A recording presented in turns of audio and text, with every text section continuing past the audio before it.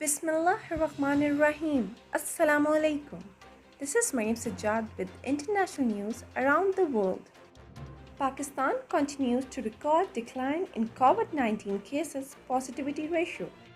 The number of COVID-19 cases is on the decline with every passing day, as the positivity ratio in Pakistan has dropped to its lowest 3.02% during the third wave of the pandemic. Educational activities back on track. Educational activities have been restored across the country from today, while COVID 19 restrictions have also been relaxed for trade activities in Sindh. Women, children among 11 killed in Afghan blast. At least 11 civilians, including 4 women and 3 children, were killed when a roadside bomb struck a bus in Afghanistan. 2 drones shot down above Iraq base housing US troops. The Iraqi army said on Sunday 2 drones were destroyed above a base housing US troops, 1 month after the same base was targeted by an armed drone. Saudi Arabia to officially introduce scouting activities in girls' schools. Saudi Arabia intends to officially introduce scouting activities in all 3 stages of girls' schools in the kingdom during the coming period. Boris Johnson hails PM Imran Khan's 10 billion trees program.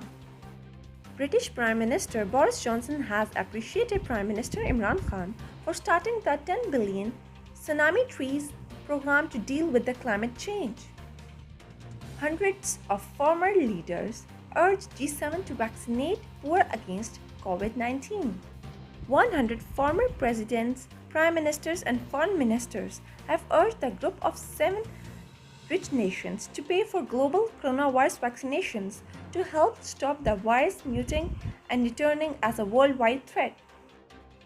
India's coronavirus vaccine inequity worsens as countries cite languages. Urban Indians are getting COVID-19 shots much faster than the hundreds of millions of people living in the countryside. Government data shows reflecting rising inequity, the nation's immunization drive. Violence against Palestinians triggered uncomfortable Israel-UAE conversation. The violence by Israel in Gaza created uncomfortable conversations between business partners from UAE and Israel months after the countries recognized each other, the deputy mayor of Jerusalem told AFP. This is end of today's international news. Take care of yourself and stay tuned with CID News Network Islamabad.